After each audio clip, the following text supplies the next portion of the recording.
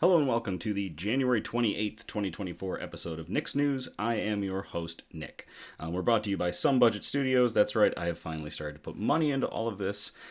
We're usually on every other Sunday, and I thank you all so much for tuning in with me or catching the replay on the Nick's News Facebook page. That's right, we're here on Facebook, Meta, whatever the hell it's called this week. We are cross-platforming. We will have a YouTube channel up soon enough. I'm still working on stuff for it. I'm very slow. I apologize. But the YouTube channel will be a nice place to just store all of the clips, all of the videos, all the episodes, so I have backup effectively. And I really like YouTube, so, we'll be there at some point. This is a program designed to bring good news to counter all of the bad news that we are bombarded with on a daily basis, with the hope of bringing a little bit of joy back into the world. Many of our articles are pulled from goodnewsnetwork.org, but we do appreciate articles sent in by you, the viewers. And, surprise, surprise, this episode is almost entirely user-sent articles. Y'all killed it, sending me in great news articles, good news from around the world, and I'm so appreciative. So thank you very much. Sean, I'm glad you could make it. Good to see you made it home in time.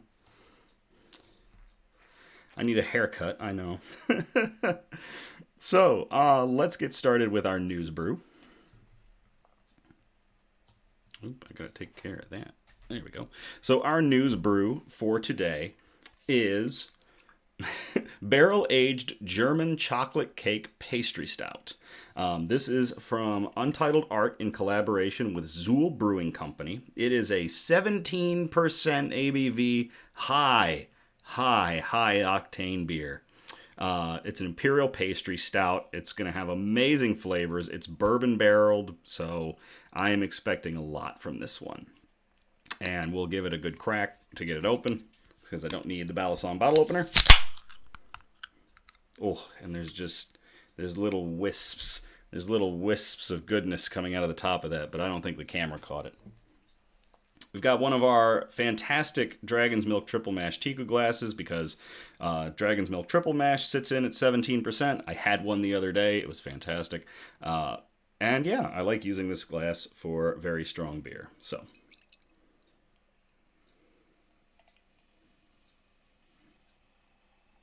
you do a center pour to get all that gas out. All the gas that you don't want inside you. And we've still got some left in the can. Ooh. That's a big beer. It's a lot of German chocolate cake, coconut, and just chocolatey goodness coming out of that glass. This is going to be a good one, folks. Shout out. So, of course, it's a shout out for the Detroit Lions. I live in Michigan. I live in Grand Rapids, Michigan. And though all of my family is from New England, I am rooting for the Lions. It's hard not to. It's been a phenomenal season for them so far. And right now, they are in a fantastic battle against the San Francisco 49ers. The game is tied as of right now, this moment. So we're going to see what happens. It's really crazy. They're tied at 24-24. Whatever happens, it's been a great season for the Lions, and I can only hope the best for them going forward, whether it's to the Super Bowl or next season when they'll have another shot. So, go Lions. I did not get this one at Rishi's. I actually found this one at... Let me look up my Untapped, because I checked in a few beers from where I got this one and others from. I didn't know that you could message people on Untapped. That's interesting. I think a spam account messaged me. I'm not safe anywhere I go from spam. Oh, let's see. Where did I get this beer? Where did I get this beer? Come on. Nope, that's from Hopcat. That was from Hopcat. That was from Rishi's. That was from Jester King. That was from Founders. D. Schuler's Wine Cellars. They're off... I think they're off 28th Street. I'm going to look them up again. Nope, 44th Street. They're out on 44th Street in Wyoming. And yeah, an amazing selection. It was like just another Rishi's, pretty much. Great guy, though. Really went through and found me some good ones that I'd never had before. So I am looking forward to this. It's just that I've never shopped there before. So we were just on that side of town, and I was like, there's a beer shop over here, and I need beer for Nick's News. I'm going to go check that out. So, got some good ones. News quote that I picked out for this one. Happiness exists on earth, and it is won through prudent exercise of reason, knowledge of the harmony of the universe, and constant practice of generosity. That quote is from José Julián Martí Pérez, who was a Cuban nationalist, a poet, a philosopher, an essayist, a journalist, a translator, a professor, and a publisher, and he's considered a Cuban national hero for his role in the liberation of Cuba from Spain. So again, I really like this quote. It's just a nice one to remember how, something that might help you find happiness in life is to just be generous and how to go about it. So happiness exists on earth, and it is won through prudent exercise of reason, knowledge of the harmony of the universe, and constant practice of generosity. To José Julián Martí Pérez, cheers.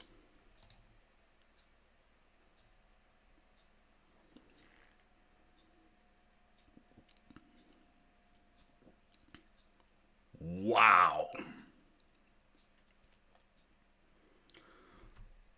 Oh. Hey, shout out to Sean, who's lost 15 pounds since starting new medication. Congratulations, Sean. That's incredible. 15 pounds is an accomplishment. Holy crap. That's really cool. Man, we got good news everywhere.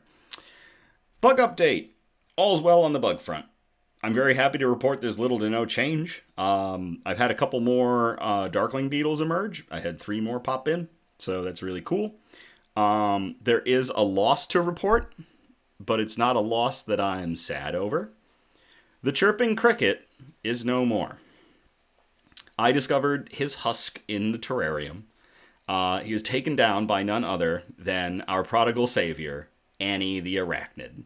So, Annie, thank you so much.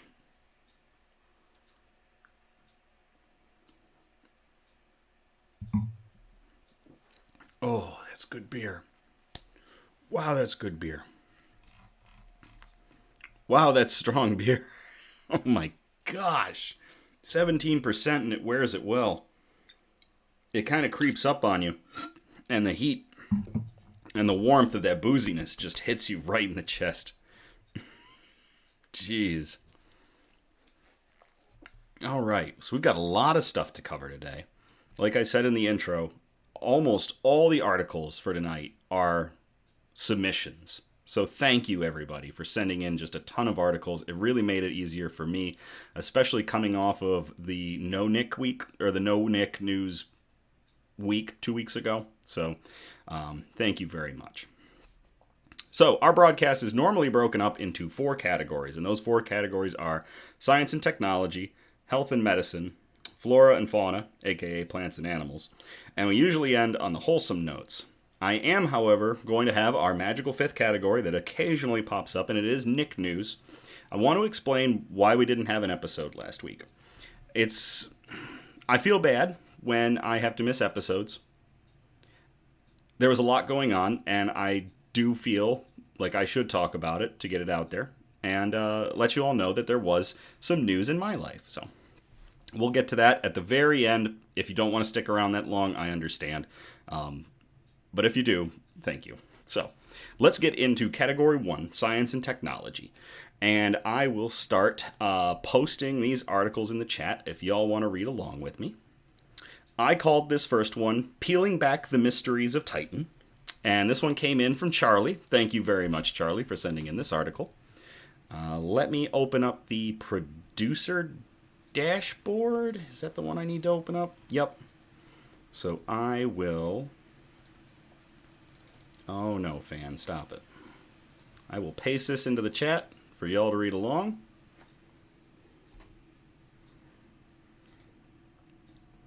We may finally know what those magic islands are on on Saturn's moon, Titan. Let me scoot that over. Let me double check mic off. There we go. All right. Titan is the only other place in the solar system with rivers, lakes, and seas, but they are unlike anything on Earth. They are not made of water, but of liquid hydrocarbons, mostly methane. On the surfaces of those seas, observations from orbit spotted some bright spots lasting between a few hours and several weeks. These are the quote-unquote magic islands of Titan, and researchers might have finally figured out what they are. The first suggestions after they were discovered in 2014 were waves, bubbles of nitrogen gas, or solids, either suspended or floating on the surface. The first is not really a feature on Titan. Waves are at most a few millimeters tall, making these bodies of liquid peculiarly smooth. It's a tough word for me. The new work focused on the interaction between the formations of solids in the atmosphere and what happens when they end up in the lakes. A lot of organic compounds form in the thick atmosphere of the moon, some of which fall down onto sandy hills and onto rivers and seas. The question is, would they sink? No, as long as they are porous enough. I wanted to investigate whether the magic islands could actually be organics floating on the surface, like pumice that can float on water here on Earth before finally sinking. Lead author Xinting Yu from the University of Texas at San Antonio said in a statement, "A lot of simple organic molecules land as solids once they have formed in the atmosphere of Titan, including molecules such as benzene. The liquid methane and ethane that makes up the rivers and lakes has a very low surface tension, so solids struggle to stay afloat on them. For us to see the magic islands, they can't just float for a second and then sink," Yu said. "They have to float for some time, but not forever either." So the model looks at porous solids like pumice stone, full of holes or tubes where methane can slowly seep in, which would allow for these solids to float over the liquid features of Titan. The magic islands would not simply form in the middle of the lakes, but by the shores, where they could get to a significant size before caving and floating away. By looking at how long the materials will float for each scenario, our study suggests that the magic islands might be made of large chunks of porous organic solids, the team wrote in a paper. And that is not all. The presence of a frozen solid coating on the surface of the lakes and rivers would help explain their smoothness, solving a second mystery for the price of one.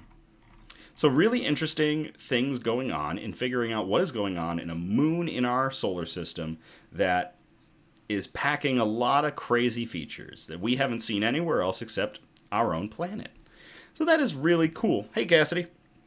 So, Charlie, thank you very much for sending this in. And to everybody that is studying the mystery islands of the magic mystery islands of Titan, cheers.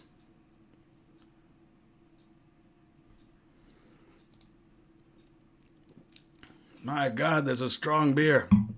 Oh. All right, I call this next one Peregrine, Down But Not Out. And Kendra sent this one in. So Kendra, thank you very much for sending this in. I will copy and paste this into the chat if y'all want to read along.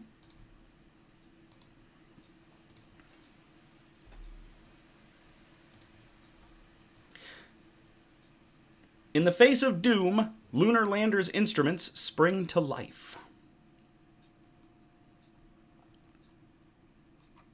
Despite losing propellant at a critical rate, the Peregrine lander has managed to activate numerous payloads, marking a minor victory in its otherwise ill-fated mission. Tragically, Astrobotic's lander will not be able to pull off a soft landing on the lunar surface. However, Peregrine continues on its trajectory to the moon, and as a small consolation, its onboard payloads have successfully powered on. A little bit of backstory.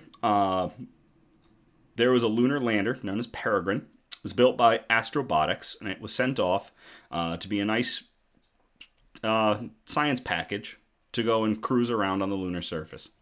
Sadly, because of some problems, Peregrine sprung a propellant leak, and it is not going to land safely on the moon. Which sucks, but science goes on, and surprisingly, it looks like Peregrine is still able to power up some of its payloads. Probably it's going to be a spectacular failure in 4K and with all the power of science. In a series of updates shared on X, Astrobotic announced that it successfully powered up 10 payloads on board Peregrine and received data from all 9 payloads designed to communicate with the lander. So this is really good for them from a company standpoint, and then in that a lot of what they made kicked on. It sucks it's not going to be able to do what it's intended to, but it's proof of concept. It's just a very expensive proof of concept. The instruments that have turned on so far include a swarm of 5 tiny robots from Mexico's space agency, the German-built M42 radiation detector, and Astrobotic's own optical precision autonomous landing sensor. Carnegie Mellon University's Iris lunar rover also successfully powered up and sent a message from space. Hello, Earth. I think they should have had it say, goodbye, Earth, but hello, Earth is a good second. 4 payloads belonging to NASA have also powered on. These include the NSS, which is Neutron Spectrometer System, the LETS, which is the Linear Energy Transfer Spectrometer, the PITMS, the Peregrine Ion Trap Mass Spectrometer, and the NIRVSS, the Near Infrared Volatile Spectrometer System. So there was a lot of crazy stuff going on this thing. A lot of really powerful tools that were going to do some interesting stuff. And it is sad it's not going to be able to, but at least we know that this stuff turned on successfully. Landing sensor. This is not how to land. Danger, danger.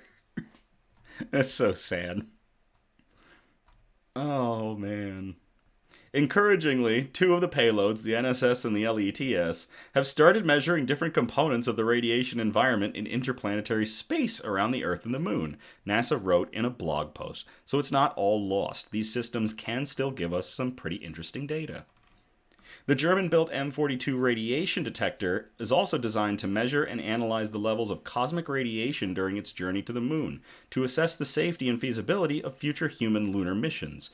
Because the guys that we sent last time pretty much got blasted by radiation the whole way they were going and coming back, just in manageable doses. But we kind of want to make it so that we're not giving our astronauts, the equivalent of an X-ray every day. So, German built, it'll be fine. V-dub. So that's pretty cool. It's also designed to transmit its data back to Earth, but we're still waiting for confirmation on whether the M42 has managed to do so. Peregrine launched on Monday. This article's from January 12th, so that Monday it launched. It was on board a United Launch Alliance Vulcan Centaur rocket. It's 2,829 pounds, or for those that don't use Freedom units, 1,283 kilograms. Spacecraft, and it's powered on, let's see. It made contact through NASA's Deep Space Network, but the journey to the moon started falling apart shortly after launch. The lander began to lose propellant at a critical rate, which was prompting Astrobotic to give up on any chance of it landing on the moon safely. The company believes a faulty valve was the cause behind the anomaly.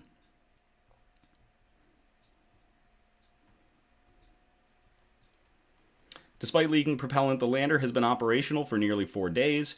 As of the article being written, Astrobotic has been updating the life expectancy of Peregrine almost every day because of an unexpectedly slower rate at which its propellant has been leaking into space, likely due to a decrease in pressure. In the latest update on Wednesday, Astrobotic gave Peregrine just 48 more hours to live. The lander is currently at around 225,000 miles from Earth, and it's continuing on its normal trajectory en route to the moon. During this time, Astrobotic and its payload providers are collecting valuable data that will feed upcoming missions. Measurements and operations of the NASA-provided science instruments on board will provide valuable experience, technical knowledge, and scientific data to future CLPS lunar deliveries. Joel Kearns, the Deputy Associate Administrator for Exploration with NASA's Science Mission Directorate, said in a statement. Astrobotic was hoping to become the first commercial company to land on the moon, and it is disappointing that we won't get to see Peregrine touch down on the lunar surface. Still, the spacecraft's perseverance thus far is providing some valuable data for Astrobotic and other companies involved in the mission, demonstrating that their machines are capable of working in space. To Peregrine, Godspeed. To Astrobotic, sorry. To Charlie for sending in this, to Kendra, sorry, for sending in this article. Thank you, and cheers.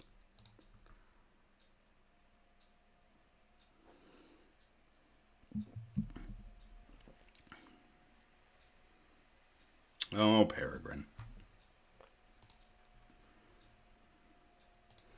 All right, this next one was sent in from Cassidy. Thank you very much, Cassidy.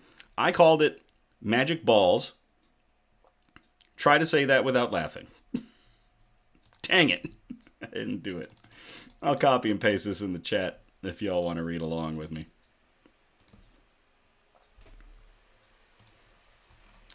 Small magic balls for grid power lines can increase capacity by 30%, and they're coming to the US.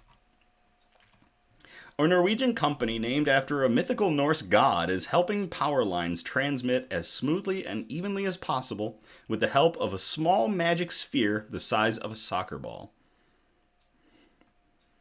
No, they are not they are not Dragon Balls. The balls are coming. Heimdall Power is bringing its technology, which is already a hit across Europe, to North America, with a first stop in Minnesota and Michigan. Yes. Power lines today, explains Michelle Lewis, writing at Electric, are mostly dumb, which is to say that there is no information about how much electricity is being delivered than is needed, or how much less. No real-time information exists about how they are operating at all in most cases. We just know that we are transmitting power from one point to another. Any source of loss or whatever's going on along that path is completely unknown to us. Which is pretty crazy, really. For a country like the United States of America, where there can be found 160,000 miles of power lines, the untapped potential is enormous. Installed in a few minutes by a drone, Heimdall's flagship product, a spherical sensor that mounts on high-voltage power lines and is called the Neuron, monitors the voltage, temperature, and angle of electrical currents in the lines in real time, transmitting that information back to grid managers who may, for example, see that there is an enormous overtransmission on the part of the grid that could either be tamped down to save money for the consumers or reallocated to another part of the grid where demand is higher. The Neuron was pioneered with the Norwegian utility Arva, which now uses them extensively throughout its grid portion. Both Arva and other grid companies are going to build out the power grid to double the capacity we have today over the next 10 years, says Trond R. Bjornvold, department manager at Arva, in a statement. The investments will be enormous, but we should not invest more than necessary. We should also strive to prioritize the development in the correct order. With the neurons... Get out of the way. A small fly in here. Go away. Go away. Don't know where that thing came from. AI is trying to strangle our power grid already. Oh no. With the neurons, we know exactly how much spare capacity is available in the line and how much power we could potentially send through the network, Bjornvold added. Heimdall claimed in a statement that better control over the lines has saved customers hundreds of millions of Norwegian kroner, or almost $10 million. To further increase the accuracy of the Neuron, Heimdall has partnered with the Switzerland-based Mediometrics, which added machine learning data and computational software on weather conditions. This finished product is now coming to the U.S. on the back of deals with Great River Energy in Minnesota and another unnamed publicly traded utility in Michigan. Wonder who that might be. By combining our weather insights with Heimdall Power, we're offering companies a look into their real-time power line capacities, something that a majority of energy grid companies have not had access to before, said Paul Walsh, CEO of Mediomatics North America. We're looking forward to continuing our work together stateside. That is really cool. To Heimdall Power and the Neuron, giving us a new insight on the amount of power we are shooting across our power grids. Cheers. Oh, and a huge thank you to Cassidy for sending this one in. Cheers.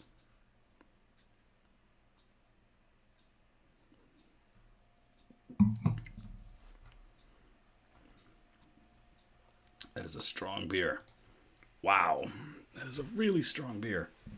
Let's top ourselves off here.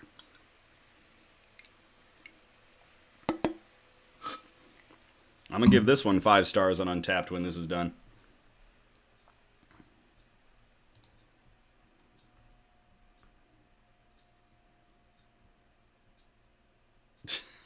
Thanks, Sean. Skynet, we're making it real easy for Skynet at this point. All right, so that's going to get us out of science and technology, and we are going to move on to category 2, which is health and medicine. This first article was sent in by Ed, so thank you so much, Ed, for sending this one in. It's a really interesting read. I called it The Key to Alzheimer's is Through the Stomach. And I will copy and paste this in the chat if y'all want to read along.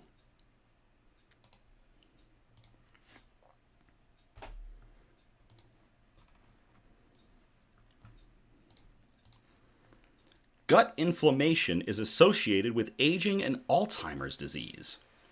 A new study by researchers at the University of Wisconsin School of Medicine and Public Health suggests a link between gut inflammation and changes in the brain and declines in memory, further supporting a connection between the gut and brain in Alzheimer's disease.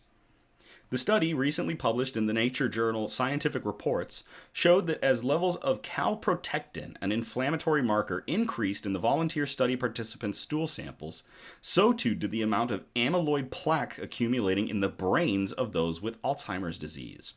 Levels of Alzheimer's disease biomarkers in cerebrospinal fluid also rose. Meanwhile, test scores of the volunteers' verbal memory function dropped.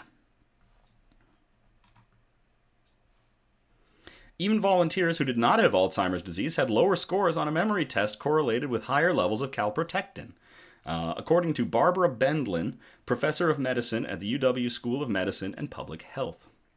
We showed that people with Alzheimer's disease have more gut inflammation, and among people with Alzheimer's, when we looked at the brain imaging, those with higher gut inflammation had higher levels of amyloid plaque accumulation in their brains, said Bendlin, who has a doctorate in psychology. Calprotectin levels in this study and previous studies have been found to rise with older age.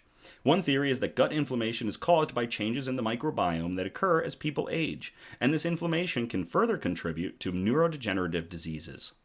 However, Bendlin urged caution in interpreting the relationship between inflammation and Alzheimer's, as additional research is needed to understand whether there is a cause and effect link.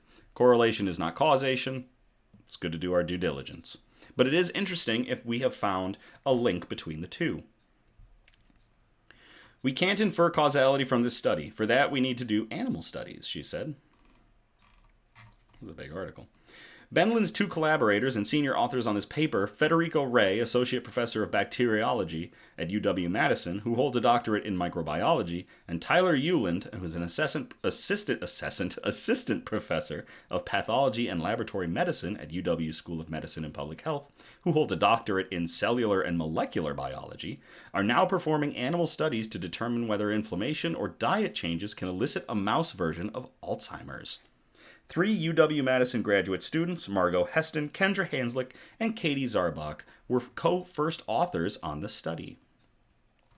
This is pretty cool. In an earlier study that was back in 2017, this research team found significant differences in the gut microbiome of people with Alzheimer's dementia and those without it. So there was something going on back in 2017 in one of the studies, which is probably what led directly to this one. The authors theorized that gut changes may contribute to systemic inflammation that disrupts the blood-brain barrier, which normally protects the brain from infection and toxins, according to Ray. Ray and Euland's labs plan to test these ideas in a mouse model of Alzheimer's disease, altering gut permeability by making precise changes to the gut microbiome. The study, although not definitive, provides additional evidence that changes in gut health could be linked to Alzheimer's pathology. It is therefore very important to continue to study the link between changes in the gut, such as inflammation or increased gut permeability, and Alzheimer's disease onset progression. So, more work to be done. They did a study with 125 volunteers for the Wisconsin Alzheimer's Disease Research Center. There's a long-running registry of Alzheimer's prevention study. So there's a lot of work going into this. There's another example of the engagement of our thousands of volunteers from Wisconsin who are making these discoveries possible. Bendlin said. The researchers are now working with participants using a gold standard test for leaky gut that measures how certain sugars are excreted in urine. Another Wisconsin Alzheimer's Disease Research Center clinical study will test whether taking probiotics helps improve gut inflammation to assess whether they could possibly prevent cognitive decline caused by Alzheimer's disease and related dementias. So that's pretty interesting. Ed, thank you very much for sending this one over to me. And to every doctor, because several of them are involved in this study from the University of Wisconsin School of Medicine and Public Health, trying to relate gut inflammation to Alzheimer's. Cheers.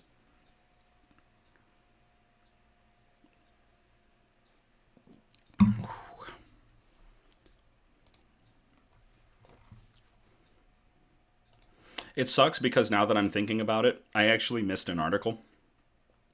A friend of mine posted it on Discord, not directly to me, and it was about lupus. I'm going to have to put that on the next Nick's News. I'm going to have to remember to include that article then, because it was really interesting. Let's see. What did I call this next one? Power to the Pancreas. And this one is from Cassidy. So Cassidy, thank you very much for sending me this article. I will copy and paste it here in the chat for y'all to read along. My microphone looks dirty. She's pretty clean. I've been keeping it clean. I think it's just the light reflecting off of it. I try to do a good job keeping my stuff pretty good in this office. All right, let me copy and paste this into the chat for y'all to read along. Saying my microphone looks... Dang it, you got me.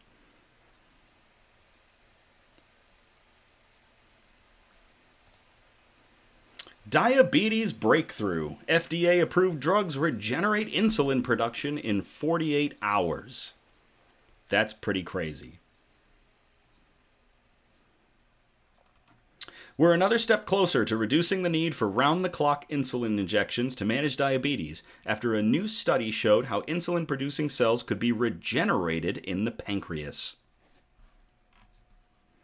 The breakthrough was made by getting pancreatic ductal progenitor cells that give rise to the tissues lining the pancreas's ducts to develop to mimic the function of the B cells that are usually ineffective or missing in people with type 1 diabetes. Researchers, led by a team from the Baker Heart and Diabetes Institute in Australia, investigated a new use for drugs already approved by the FDA that target the EZH2 enzyme in human tissue. Ordinarily, this enzyme controls cell development, providing an important biological check on growth. Here, two small molecule inhibitors called GSK126 and oh gosh, I hate these words. Tazemetostat, already approved for use in cancer treatments, were used to take off some of the brakes imposed on EZH2, allowing the progenitor ductal cells to develop functions similar to those of beta cells. Targeting EZH2 is fundamental to beta cell regenerative potential, writes the researchers in their published paper. Reprogrammed pancreatic ductal cells exhibit insulin production and secretion in response to a physiological glucose challenge ex vivo. Previous research had suggested that cells that give rise to the duct lining, which also help to manage stomach acidity, could be converted into something like beta cells in the right environment. Now we've got a good idea of how to do it. Crucially, the new cells can sense glucose levels and adjust insulin production accordingly, just like beta cells.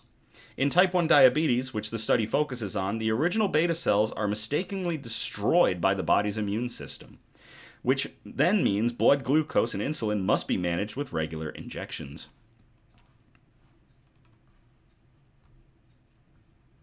The tests carried out by the team showed the same reaction in tissue samples taken from two individuals with type 1 diabetes aged 7 and 61, and one aged 56 without diabetes, suggesting it can work across generations.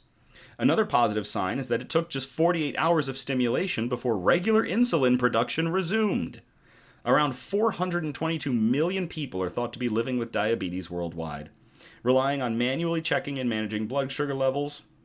It's still early days for this research, with clinical trials still to come, but it's another potential way to coax the human body to replace the functions that diabetes takes away. It's not the only promising avenue that scientists are exploring either. New types of drugs are in development, while researchers are also working on ways to effectively protect the original insulin-producing cells before they get wiped out. We consider this regenerative approach an important advance towards clinical development, says epigeneticist Sam L. Osta from the Baker Heart and Diabetes Institute. Until now, the regenerative process has been incidental and lacking confirmation. More importantly, the epigenetic mechanisms that govern such regeneration in humans remain poorly understood. So, to Cassidy, thank you very much for sending this article. Diabetes affects my family as well to a pretty obscene degree.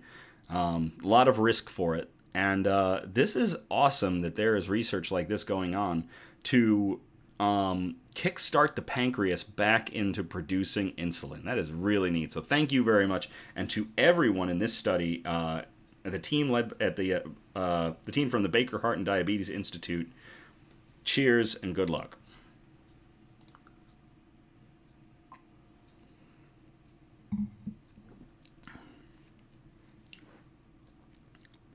Hopefully they don't mark it up 100 or 1,000 degrees. Yeah.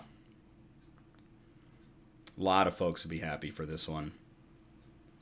Insurance company doesn't want to cover off-label usage, which is one change in my life that's resulted in my recent weight loss. So that's cool.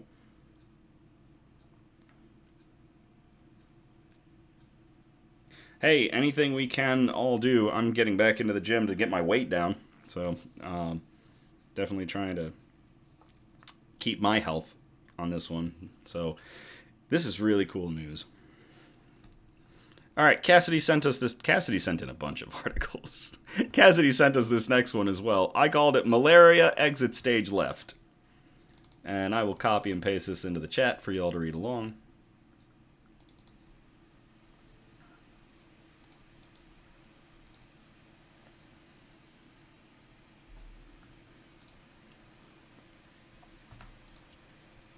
Cape Verde becomes the first African country in 50 years to eradicate malaria.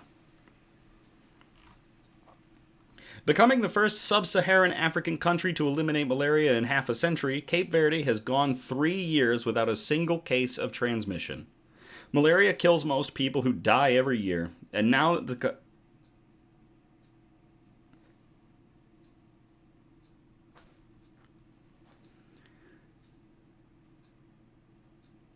What? Did anyone else hear that? Did anyone else hear that sentence and their brain was just like, what? The sentence reads, malaria kills most people who die every year. Oh. It's writing like this that it's going to give me an aneurysm. Oh my gosh. Good News Network, please. Please do better. Please.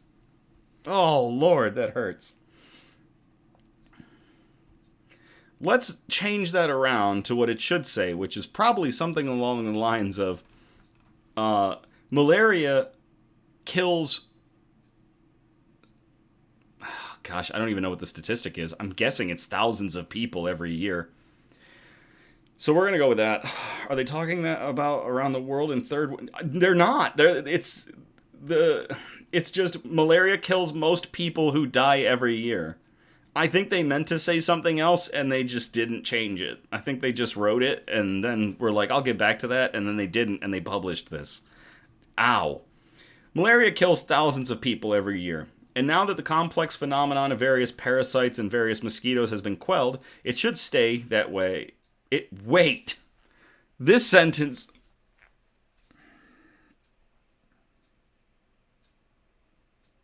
I'm going to skip this sentence. Oh. This is so painful. I'm going to change this sentence around to malaria usually kills thousands every year, but once you get an idea of the complex phenomenon of the various parasites and mosquitoes involved and you knock out those vectors, you knock down the amount of the transmission of malaria and how many people are dying. Oh my gosh. Key facts globally, 249 million cases, 608,000 deaths. Jeez. 600, that's so many thousands of people dying to this. Jesus Christ. Good on Cape Verde for not having a single case in 3 years. Oh my lord. That's horrible. All international travelers and migrants have free access to malaria diagnoses, which have been one of the nation's strategies for controlling the spread of the parasite. Active mosquito control has also helped, as well as a general rise in the standard of testing and treatment. The success reflects the hard work and dedication of countless health professionals, collaborators, communities, and international partners.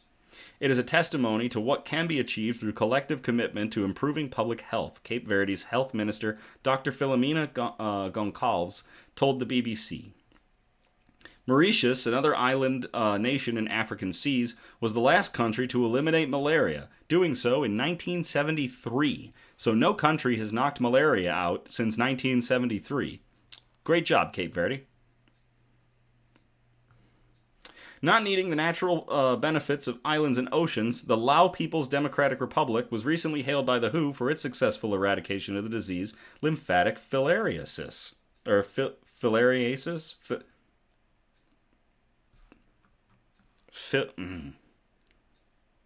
Filariasis. We're going to go with filariasis. I'm an engineer, not a doctor. Commonly known as elephantiasis, it's a debilitating parasitic disease spread by mosquitoes. For centuries, this disease has afflicted millions of people worldwide, causing pain, severe disability, and social stigmatization. Lao PDR is the 18th country in the Asian and Pacific tropics to have eradicated the disease from their society, proving that determined measures can succeed against it even among low-income countries. It's also the second neglected tropical disease that the country has eliminated following the elimination of trachoma as a public health problem in 2017. So they're on a roll kicking the crap out of some of this stuff. Damn it, I'm an engineer. Damn it, I'm not a doctor. To eliminate the disease, which by 2002 was endemic in only one southern Lao province of Adipo, local health authorities and partners gave preventative medication to at-risk communities from 2012 to 2017. Elimination efforts also benefited from activities to reduce malaria and dengue fever, including distribution of long-lasting insecticide-treated nets and health education campaigns. Our country's achievements have been made possible through years of collective efforts by dedicated health workers, together with support from WHO and partners, said Dr. Bonfung Famalisith, the health minister for Lao DPR, at a ceremony celebrating his ministry's efforts. That is really cool. To Cape Verde and to the Lao PDR for eliminating some pretty nasty diseases from their respective countries, and to Cassidy for sending this article in. Cheers.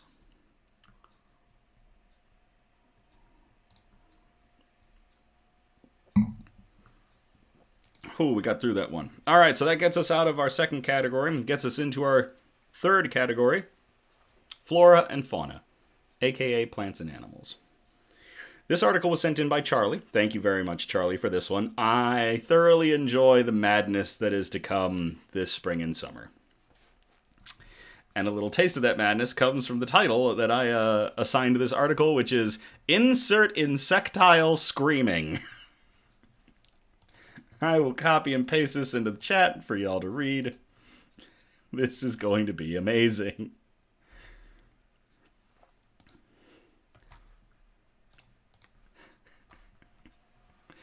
Two broods of screaming cicadas will emerge this year for the first time in 221 years.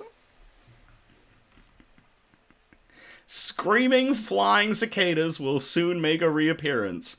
But it's not going to be your average spring emergence. For the first time since the Louisiana Purchase in 1803, two broods of cicadas, brewed, what is that? Brood XIX. So that's brood 19 and brood 13 will come out of the ground simultaneously after more than a decade of eating to transform into adults.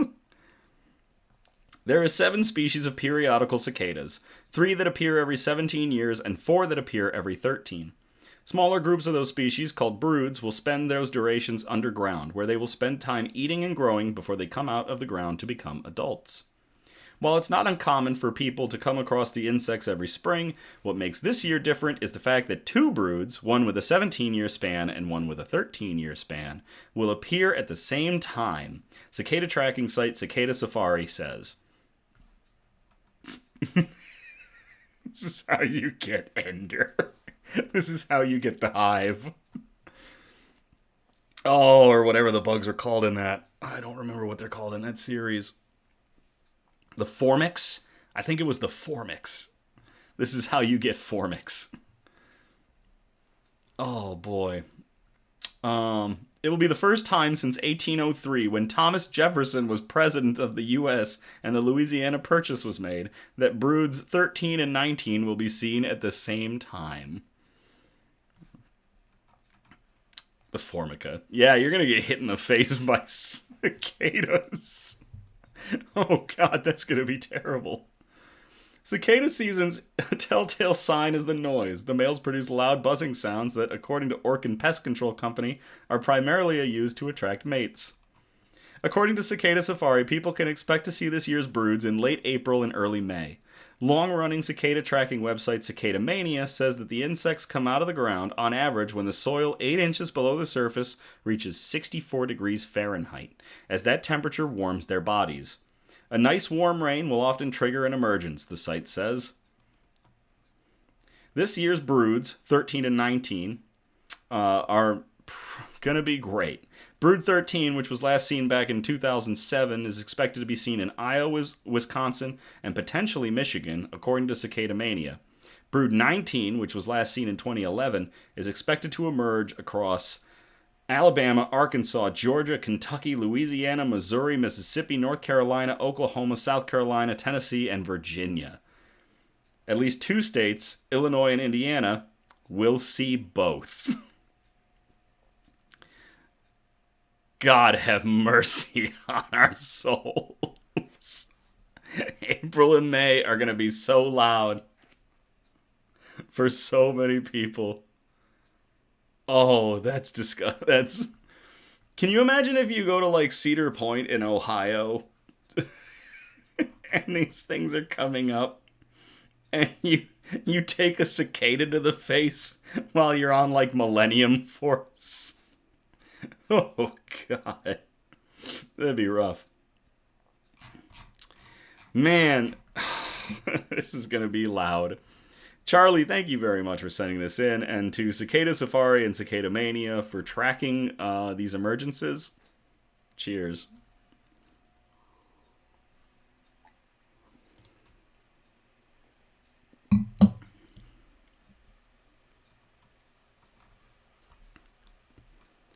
Let's see. Cassidy sent in the extra protein you never knew you needed. Cassidy sent this next one in. Thank you, Cassidy. Giving back yields beauty. That's what I called it. But I will copy and paste this in the chat for y'all to read along.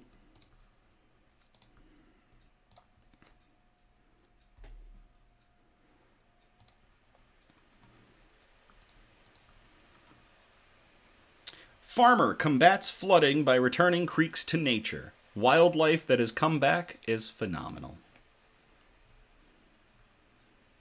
Oh, that sounds awful, Sean. In the UK, farmers are combating flooding by returning areas of their farms to a more natural state, and seeing the benefits not only in wildlife returning, but in flood mitigation. James Robinson, an intergenerational farmer from Cumbria in northwest England, has worked together with the Ullswater Catchment Management CIC to turn a number of areas of his farm into wetland havens where birds and invertebrates have come back in phenomenal numbers. To explain a long, related, and detail-filled story in brief, flooding is the UK's major natural hazard, and part of that reason is that many waterways, even small ones, were turned into deep and straight canals hundreds of years ago to permit boats to travel across the country. Rivers and streams that are deep, straight, and have high banks channel water at much greater volumes and speeds than natural. Meandering streams, a process which is exactly what some UK farmers, like James Robinson, have been working to reverse. The Ullswater CIC, or Community Interest Company, has watched their model of stream restoration spread across the region, which for English readers includes Glenridding, Windermere, West and South Cumbria, and Ullswater. People seem to like this model, said Danny Teasdale, the CEO of Ullswater Catchment Management, in a long on-site interview conducted by DEFRA. And then farmers talk, and then someone else will get in touch. We are growing. We've been able to employ local contractors, and any money that comes into the CIC goes locally as well, he added. There have always been streams running through Strictly Farm, where James Robinson and his family have been farming for generations. He calls them becks, and they have been the epicenter of much flooding over the years. Every so often, Mr. Robinson has had to dredge the streams, pulling up weeds and clearing them out, which was supposed to be flood control, but he never saw it make much of a difference at all. Now this bit of land that we had here, 4 or 5 acres, it was rubbish, he says, in a rich northern accent. In agricultural terms, it was rubbish, but environmentally, and its potential or habitat was huge. I think its potential for habitat was huge. I'm catching more typos in these Good News Network articles. Dang it. Robinson told DEFRA, so might as well really put it to something where it's actually going to do a better job than it was for farming. Teasdale explains that he surveyed around the map to the lowest areas before re-meandering the stream, putting some ponds where the surrounding depressions were located, and planting about 10 acres of trees in clumps along it to prevent soil erosion.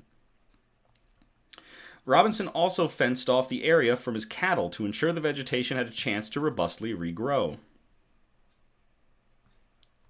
The amount of life that has come is absolutely phenomenal, he told The Guardian.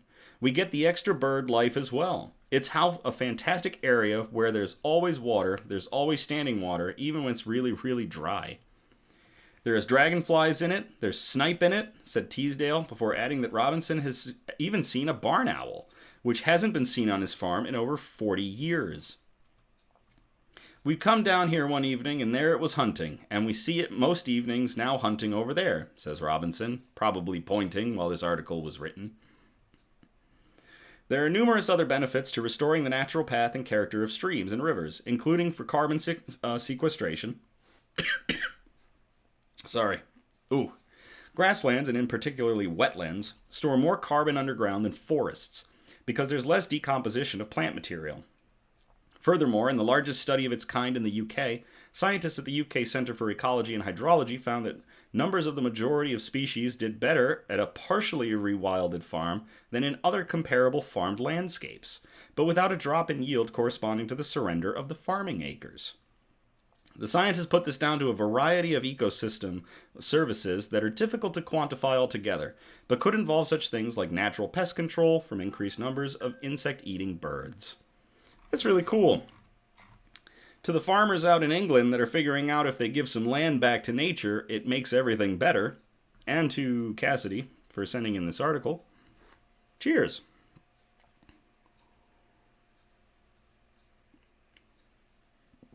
That was a long one, too. Oh. Holy crap.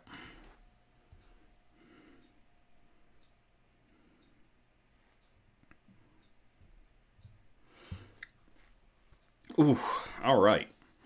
Cassidy sent in this next one as well. Like I said, she sent in quite a few. I call this one a perfect plan for citizenship. Ah, Kelsey, I saw that. 3134. I'm really sad to see that happened. Well, better luck next year, Lions. Let me copy and paste this next one in the chat for y'all to read along.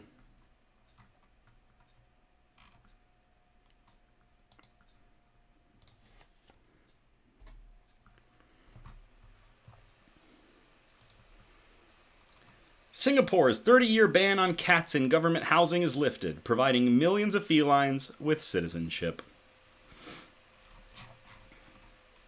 Singapore has decided to lift a 30-year ban on owning cats in government housing, in which about 80% of the 3.6 million inhabitants live. Singapore is a beautiful, friendly, ordered place, a vision of a classless, harmonious, market-based society. But the government has gone to extreme lengths to establish and preserve this, and outright made illegal many normal things like chewing gum and cats. Dogs, however, were not banned when the government housing program began more than 30 years ago, and many citizens now feel that a not-so-small modicum of justice has been served to the pet-owning community. Cats are so much quieter than dogs. If they allow dogs, I don't understand why not cats, said a 30-year-old Singaporean named Sunny, who has owned a cat clandestinely and lives in the government-built high-rise. Sunny, like most young people, lives in government-owned high-rises, and told the Taipei Times that even though the laws banning cats aren't well enforced, the fact that they are illegal in her home means she can't register her for pet insurance or get certain veterinary procedures. It also means that if Sunny were to lose her cat, Mooncake, she would have no way to prove ownership in the case that Mooncake was picked up by animal control.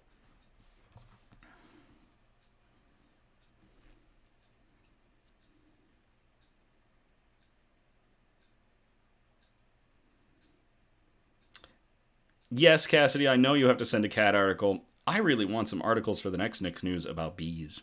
That would be really cool if we could get some bee articles. The Times speculates that it was a recent survey among government housing occupants in which 9 out of 10 said cats make good, non-disruptive pets that led to the legislative about-face. I think it's a good thing and it's a step forward after 30 years, Sunny said. It will be interesting to see how many clandestine cats now come out of the shadows. It will certainly be enlightening for government bureaucrats curious to see how closely a law is followed when enforcement is lax. To all the cat owners in Singapore that are in government housing and can now be, safely out in the open as cat owners, and to all the felines who can now get better veterinary care and all of the benefits of being citizens, cheers. And thank you, Cassidy, for sending that in. Cheers.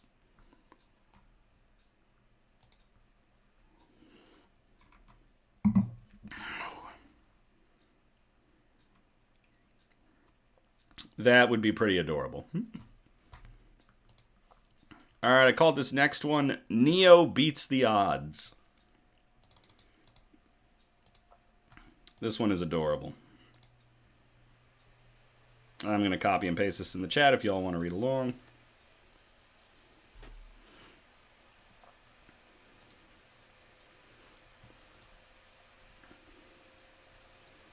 Abused and stuck in a shelter for 450 days, mind-blowing dog charms everyone at rehab and finds forever home.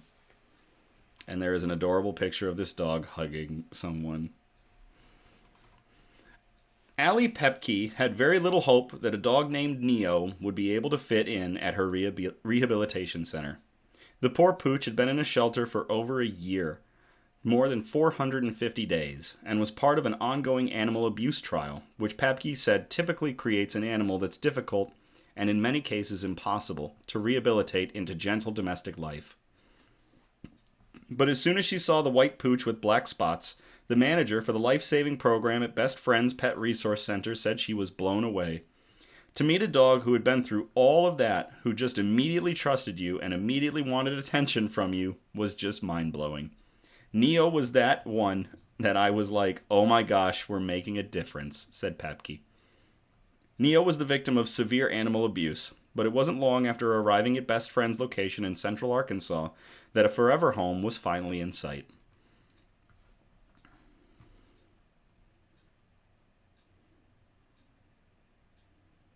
Aw, I like that.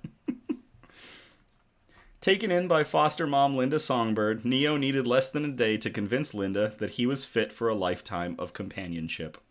It makes your life worthwhile, said Songbird, and he's wonderful. He's there as soon as you come in. He's right at the door.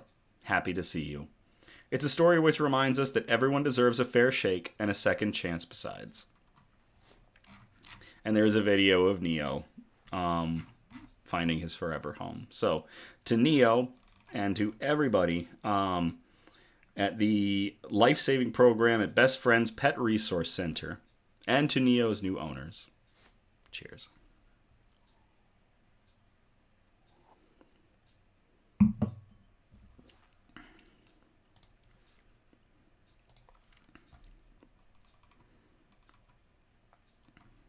We do not deserve animals. So that's going to get us into our fourth category, the wholesome notes. This first one I really didn't know where to put. It vibes with me because here in Michigan we are legendary for the state of our potholes. This one came in from Cassidy, and I titled it, "The Only Time Potholes Are Acceptable." And I will copy and paste this in the chat if y'all want to read along with me.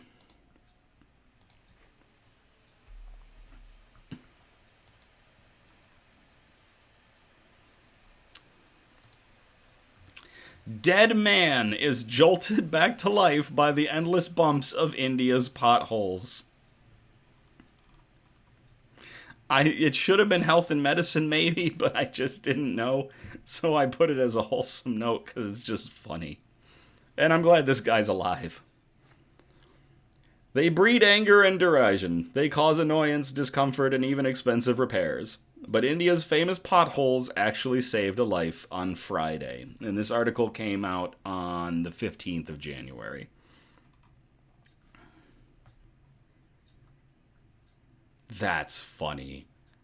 Eliza, I don't know if you saw that somebody in Grand Haven stuck a recliner in a pothole to get the city's attention to fix the problem. I love it when low-level anarchy fixes things. The late Darshan Singh Brar was being transported to the Indian version of a wake after his untimely death from a chest infection at the age of 80. Family, relatives, and friends had already gathered for a banquet and a cremation when the ambulance he was being carried in received a nasty jolt from a pothole on the roads in Nising, in far northern India's Haryana state. It was then that Mr. Brar's grandson, who was on board the ambulance at the time, noticed his hand moving. Checking his pulse and finding, to his great shock, there was one, he notified the driver to immediately turn toward the nearest hospital.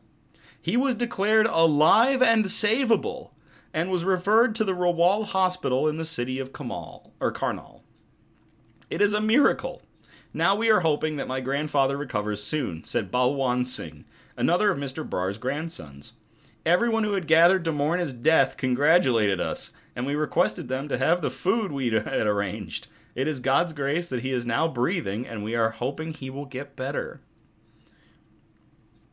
A valued and respected member of his local community in Nising, NDTV News reports that an entire colony was named in his honor. He had been feeling very ill and was taken to the hospital in Nising and put on a ventilator. After 4 days, his heartbeat stopped. He was taken off the ventilator and was declared dead. Doctors at Rawal Hospital said that the grandfather is breathing without the aid of a ventilator and his heartbeat has normalized. They can't say for certain why the other hospital declared him dead, but speculate it may have been a technical error. The next time you are planning to go to town hall or the council about the potholes on your street, consider the story of Darshan Singh Brar. Considering that was a miracle, the next time I go bumping along and hit a pothole big enough to give me cause for alarm, I'm still going to call the Department of Public Works and complain. Or MDOT. Be like, hey, fix this. But to everybody involved in Darshan Singh Brar's family, to Darshan Singh Brar, and to Cassidy for sending in this article, cheers.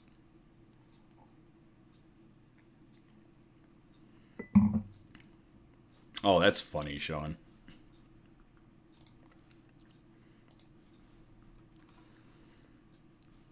I called this next one Raise a Glass. It is a beer article. So, for all of our beer articles, something that I set as a precedent way back in the day is that every beer article will be titled Raise a Glass. So, if you want to join me, raise your glass. And I've posted in the chat if y'all want to read along. A new drinking game is sweeping Britain, sending pints to strangers across the nation. This game involves losing money and no drinking. At least, not on the part of the person playing. If that sounds far-fetched, it's because the game consists of ordering pints and other drinks to people you'll never meet out of the goodness of your heart. Like Italy's Cafe Sospesa, but with alcohol and in English. Called Weatherspoons, the game, the activity has attracted international media attention, and the story goes like this. One day, Chris Illman from Portsmouth was out drowning his sorrows after a bad breakup and a cancer diagnosis at the local J.D. Weatherspoons, the largest UK pub chain which has over 800 locations. Illman discovered a sort of loophole in the Weatherspoons app, where one can select their location manually, rather than activating their phone's automatic location services. This would allow them to enter a table number and order drinks anywhere in the nation. After the discovery, Illman created a closed Facebook group for him and his buddies to buy each other drinks this way. Then one day, the group became open, and in a few days, there were 500,000 members. The way that the Weatherspoons game works is that people post a photograph of themselves, their ID card, and their location and table number, along with an explanation of why someone should buy them a drink. A group of dedicated volunteer moderators then check the ID, approve only the polite and good-natured posts to the wall, where anyone can check the feed and decide to send them a drink. Hi, we're 3 overworked and underpaid ICU nurses, playing for the first time after a hard day's work. Any contributions are extremely welcome, wrote a group of friends last night. 1 bottle of fizz en route from a tired second-year student nurse. Enjoy XX, and thanks for your patience with us students, a generous commenter replied.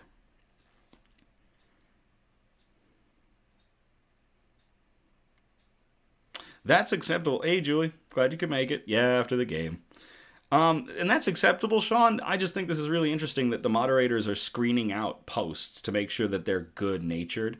And like in this case, if I was playing this game and I happened to look at it and I saw that there were a couple of overworked and underpaid ICU nurses who just got off a shift and wanted a brew, I think I'd be ordering them a brew. We are out tonight to cheer ourselves up after an emotional day. My hamster of 3 years sadly died today, and having to bury her in the garden, whilst it was snowing, was quite the challenge. My hands were numb, and so was my heart, wrote a woman from East London, who was sent, among other things, a strawberry daiquiri. In Italy, since the time of the Second World War, under-caffeinated patrons coming into a bar might leave a tip in the jar marked Cafe Sospesa, or suspended coffee. The tip was to pay forward a coffee for the next person to come into the bar. As if you were buying a coffee for the whole world, the Italians say. However, Il Caffè Sospesa takes place in the bar, and not online. As a result, it can't go viral, but the Weatherspoons game can. And sometimes recipients are doused in so much booze, they end up having to pass the drinks all around the pub just to avoid having to take a taxi home. It's really hard to explain, Illman told the Wall Street Journal.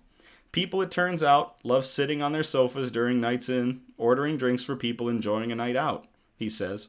Very few of them give to receive. To everyone playing the Weatherspoons game, yeah, raise a glass and cheers. Pass a beer forward to the next one.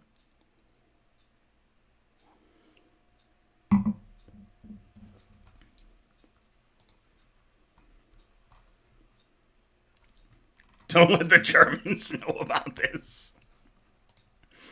I like that. All right, the article that we're going to end on for articles, I called this one "You're Never Too Old," and this one hits kind of close to home because of my own personal path in life. I'll copy and paste this in the chat for y'all to read along if you want.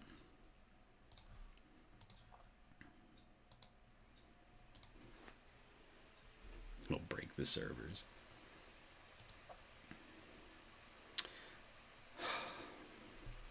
Grandmother graduates 60 years after she began college, and they planned a moving tribute for her. An English grandmother has finally graduated from university nearly 60 years after she first started pursuing her degree. calling the pursuit off after she became pregnant with her first child with her partner, whom she met in the same college. She had been one of 6 women studying animal sciences at the time. 6 decades after she left university, Angela Davidson went back to university and graduated with a Bachelor's of Honors in Animal Sciences in December of 2023.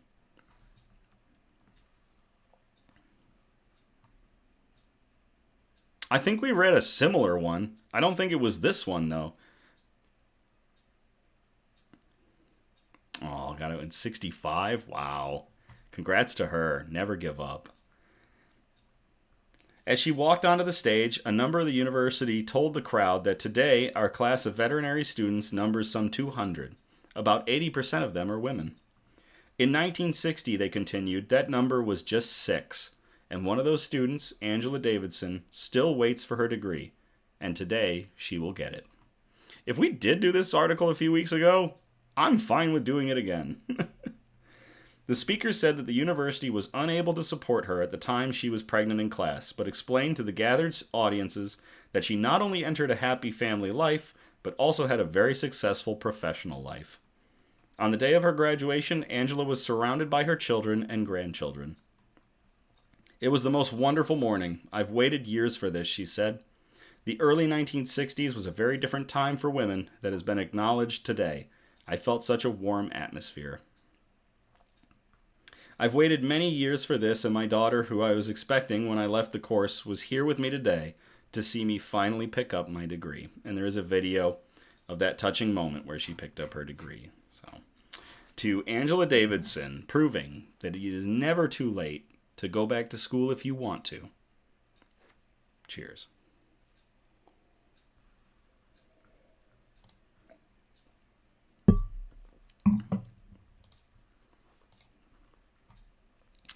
So that wraps up the wholesome notes. Now, if you stuck around this long, we are going to have one last article, and that is Nick news. That is some stuff that went on in my life.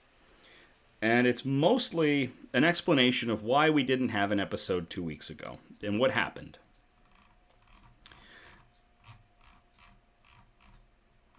So, where to begin? Usually for Nick's News, I've got to be in the right mind space to do this. I want to be professional. I want to be upbeat because this is supposed to be good news. It's supposed to be very good news. Good articles that are uplifting and bring some joy back into the world. Because like I say in the intro, we are bombarded with bad news on a daily basis from all avenues, all directions. And some stuff happened last weekend that put me completely out of that headspace and unable to really get that joy going so that I could do this. I know you were, Sean. We'll still see if I do one. I do plan on doing a catch-up episode so that I do have at least 52 episodes or 26 episodes this year. You know, one every 2 weeks, but we'll see. I keep getting the math wrong on that, but we'll see if we swap weeks off. Or if I just start doing it every week. I don't know yet. So, what happened? So, Sunday, we went to watch the Lions game at Hopcat. And we hopped in my car, and I turned the car on, and I got hit with probably the largest number of check engine problem lights I've ever seen light up on a dashboard. And that sucked because I loved my CRV. I bought that thing in 2012 brand new with only, God, what did I have on it? 186 miles on it. And here it was 12 years later, and it was bad. So I brought it in. I brought it into the shop, and I thought maybe it was just from the cold, and Ashley thought maybe the cold had done some damage to it. I didn't think it was going to be anything big, and the mechanics call me back later, and they're like, yeah, this isn't good. This is really bad. Really bad. I went, okay. Get her running again. if you can. And they did. But it wasn't going to be the same. And the problems that had happened were just going to hit again in time. And the work to get the problems fixed was worth more than the car was. So I had to make the very tough decision that I needed a new car. And that car got me through a lot of life. That car and I drove an unbelievable distance. I wrote it all down. If you see my normal Facebook page, my Nicholas Fiore Facebook page, you would have seen the eulogy I made for the Shark. That was what it was called. It was called the Shark. So I picked up the Shark with 186 miles on it, and I put 222,847 miles on it in just under 12 years of ownership. Which, looking at that statistically, is like driving 81 times back and forth across from both sides of the 48 contiguous United States. It's going 8.94 times around the planet, around the equator. And it's 16,000 miles short of going from the Earth to the average distance away of the moon. So if it could have made a few more oil changes under my ownership, we'd have hit the moon and we'd have hit the moon. So yeah, the fact that that happened and that I realized I was going to have to change vehicles hit me really hard, because that car and I have been through so much. Through moving from houses and apartments and to this townhome, to, through bad breakups and through life experiences, and from college and back. That car has taken me places, and I had to give it up. So I did get a new car. I posted a little thing on my personal Facebook, which was, what D&D character am I most associated with? And some folks got it right. It's a Rogue, and that is what I ended up buying. I bought a 2021 Nissan Rogue that only had 2,000 miles on it. Unbelievable story of how this family that bought it just only drove it once a week just to feel like they were driving. And then brought it back to the dealership after the lease was up. And I saw it, and I'm like, I'm going to go for that car. And it's a beautiful blue. I'll have some pictures up on my personal page soon. So I had to buy a new car. But because of all of the car stuff, I was out of the right mindset to do Nick's News. So I thank you all very much for sticking around with me, despite skipping an episode and everything. And it means a lot for the support. So, yeah. In the future, I do remember the station wagon. I was looking at a Ford Escape. I was actually looking at a Ford Escape, and one got sold out from under me. So I got mad, and then I found this Rogue, and I was like, oh, it's blue. So it's actually... For some folks who know me, know that the Rogue character I'm most associated with is a character named Danamoth, and Danamoth has some face paint, and he has some blue stripes. The car is almost the exact same color as those stripes, and the moment I saw it, I'm like, hey, that's the Danamoth. So my new Rogue is the Danamoth.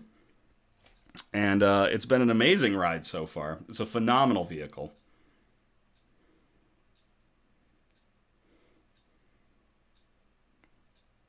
That sucks that Goldie got T-boned by Iron Man. That's terrible. But yeah, so I got a new car. And that's the Nick News. And that's about it. That gets us to the end of our article. Or the end of our articles. Artie the Artificer. Artificer is my second favorite now that 5e is out. But I am most well known for Rogues. Specifically Danamoth. So... that's about it for tonight. Keep an eye out on YouTube. I'll post when we get the YouTube page up and running. I've got some other stuff in the works for this page, getting some new splash art and some new intros and outros done that are actually animated, because it's something I've wanted ever since I started doing this. And now that I'm using Streamlabs and figuring out more about streaming, it's something I'm really looking into. So expect some changes in the near future for Nick's News, just some little touch-ups and things to look better. That's really about it. I thank you all for tuning in again, or catching the replay on the Nick's News Facebook page, or checking us out on the Nick's News YouTube page. Again, we're live usually every other Sunday, and our next episode will be on February 11th, unless I do like a catch-up episode before that, which would probably be the Friday or the Sunday before that one. So that'd be what, the 4th? Yeah, it'd be the 4th. So I encourage participation. So if you feel inclined, please post suggestions for news brews, for shout outs, news quotes, and of course, good news articles that we can present on future episodes. If possible, I do love a variety of articles across our 4 categories, our 4 normal categories. And those categories, again, are science and technology, health and medicine, flora and fauna, aka plants and animals, and the wholesome notes that we like to end on. And yeah, so that's about it. As always, thank you again. I love you all so much. And have a great night. And I'll play us out.